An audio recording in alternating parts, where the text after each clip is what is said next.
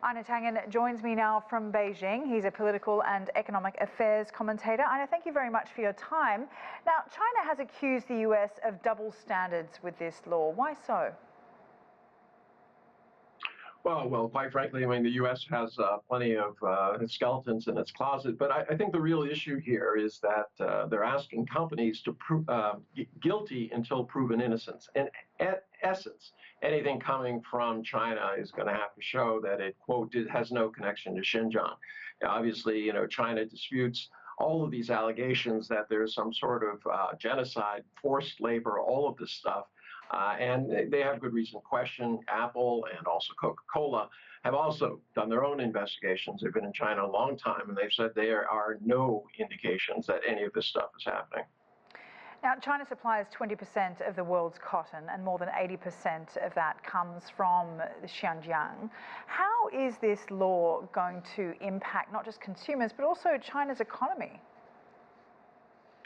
Well, quite frankly, we're in a time of shortages, both in terms of all raw materials, but, and also logistics. Right now, what's going to happen is there's going to be more fuel for the inflationary fire that's raging in the United States. It seems that the Biden administration can't, plan these things out very, very carefully.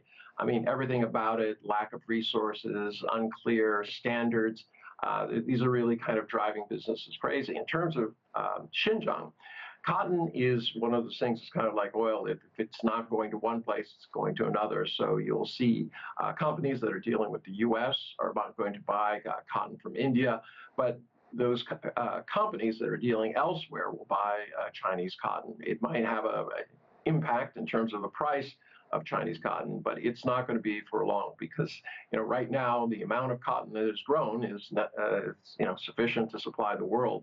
It's not like you can manufacture more cotton by snapping your fingers. As you said, the US government, Biden, is specifically trying to fight inflation, especially given the fact that this is an election year. Why do you think he's taken such a measure now?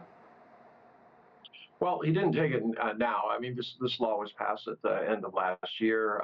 This was part of that kind of domestic political scrum that he's been running, trying to improve his numbers, trying to look tough on China.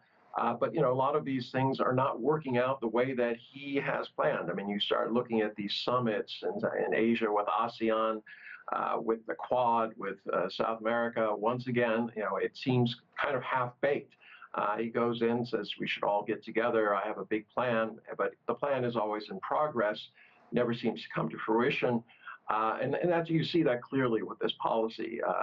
Companies are really asking, do we need more uncertainty, more logistics problems, more costs to add to things at a time when inflation is the number one factor? So it's just not clear what the Biden administration is doing here. They're pursuing a policy against China while they say, well, we respect China and all this type of stuff. All right, Einar, thank you very much for your insight. Einar Tanger for us there from Beijing.